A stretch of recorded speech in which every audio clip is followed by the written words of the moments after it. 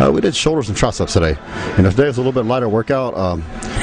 Not my normal workout, but you know, I've been on the road, and it's been a hellacious trip. We got in late the other night, lost all my luggage, so I've had the same clothes on for 2 days, and you know, I shot all day with Gasp, and you know, so it's been a long trip. So you know, main thing is you still get your session in. I'm 3 weeks out. I still feel like I can make improvement. I think I'm probably in about as good a shape as I was at the Arnold last year. I'm exactly where I want to be at 3 weeks out. I've got the next 3 weeks to tweak it and take it to the next level. You know, if I can bring in the detail in my back that I have in my legs, I don't feel anybody can touch me. You know, and I've got 3 weeks to do that, and I'm already in shape, so I don't have to kill myself. And I feel certain I'll be the best package and best condition I've ever been in, and on stage in Columbus. You know, shoulders were my weakest body part way back when I was young. I had these straight legs and calves, and I was very, you know, I don't have my clavicles aren't that wide, you know, genetically, so I really had to bust my ass to bring my delts up. Military presses. You know, just the basics, man. Before I got hurt back in August, I could military press 405 for a few reps. You know, I'm back up to, I could do 315 for 15 reps again. And that's just, I think, contributed more than anything to my shoulder growth, plus doing side raises. You know, I think doing them strict and not slinging and jerking, keeping my arms straight, isolates them more. And I think that when I started doing that a few years back, I think that was very beneficial. So it just takes time. It's taken me a long time to bring them up, but now I think shoulders are up there with the chest and the legs. You know, Gold's Gym just isn't my place, man. It's not the hardcore place that it used to be. You know, bodybuilding was born here at this gym, but over the years, you know, it's kind of become something else. I know back in probably the 90s, 80s, and of course the 70s, it was the mecca of bodybuilding for the world. But I feel Metroflex is more of a mecca of bodybuilding than this place is now. It's full of a lot of, you know, how many bodybuilders are in here at any given time, you know? It's just it's not my kind of place, you know. It's honestly, it's just a little too weird for me. So you know, people they don't respect your workout, you know. Like I'm sure back in the day they did, but you know, people want to talk to you in the middle of your set. They want to, you know, interrupt you. There's no from what I can see, very little gym etiquette, you know. So it doesn't matter how hard you're busting your ass. Somebody come over and take your weights or try to take the machine while you're in between sets, kind of thing. So not my place, you know. Metroflex, I can train as hardcore as I want. They blast the music and nobody ever bothers me, you know. So it's just my style.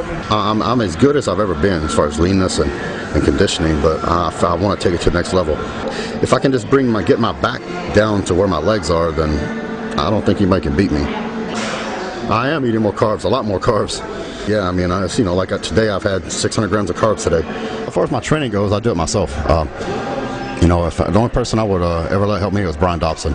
You know, he actually was training me on legs here, getting ready for the Olympia this last year, and every now and then I still enlist his guidance and his advice. But other than that, I do it on my own. You know, Brian is, there's only been a couple guys in my lifetime I've ever let train me, Brian being one of them, and you know, I have a lot of respect for Brian. No one is a better motivator than Brian Dobson. The Metroflex, you know, he'll get the most out of you every single time, and he'd take you to push you past your limits, you know, and make you achieve things that you didn't think you could achieve. So you know, that I haven't had anybody train me in years. And last year when I trained for the Olympia, you know, I feel my body's coming to the point where I can really blast my legs again, and so I enlisted Brian to, you know, train me on legs, and we did some crazy shit, man. You know, it was the first time in years I had to lay down, you know, during a workout. So it was fun though, you know. I do a lot of, you know, just I still do push downs. I don't do skull crushers anymore.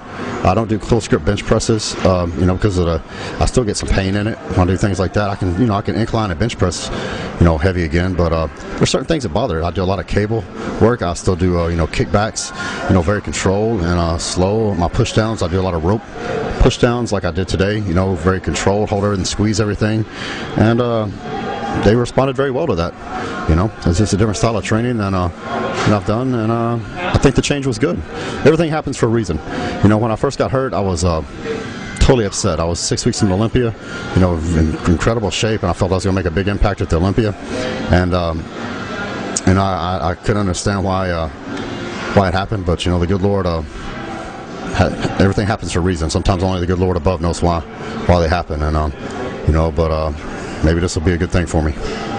It came back very quick. I had the same injury in the other arm a few years back, and it took. I came back from that injury too, and I won 2 pro shows. I won the Europa and the Charlotte back to back, but it was about 10 months after the injury.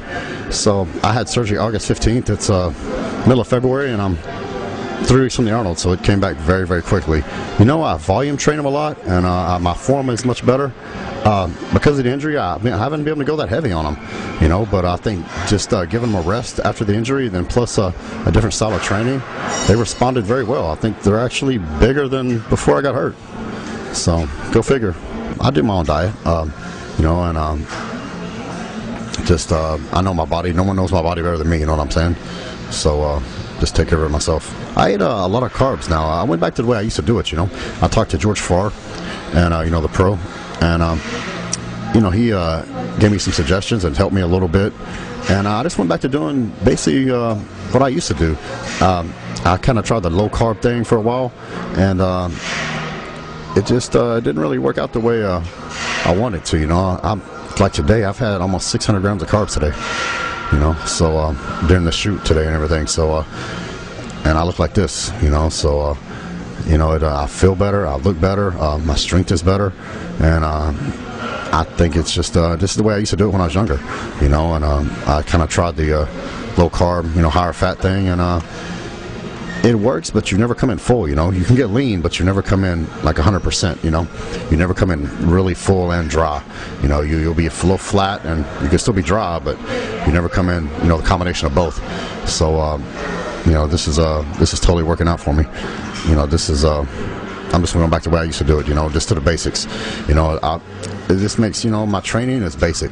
I do the basic exercises, the building blocks that I've always done. So same thing with the diet, this is how I used to do it.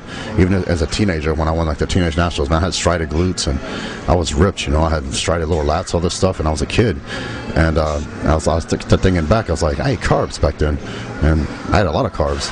So I just went back to what I used to do, and it works.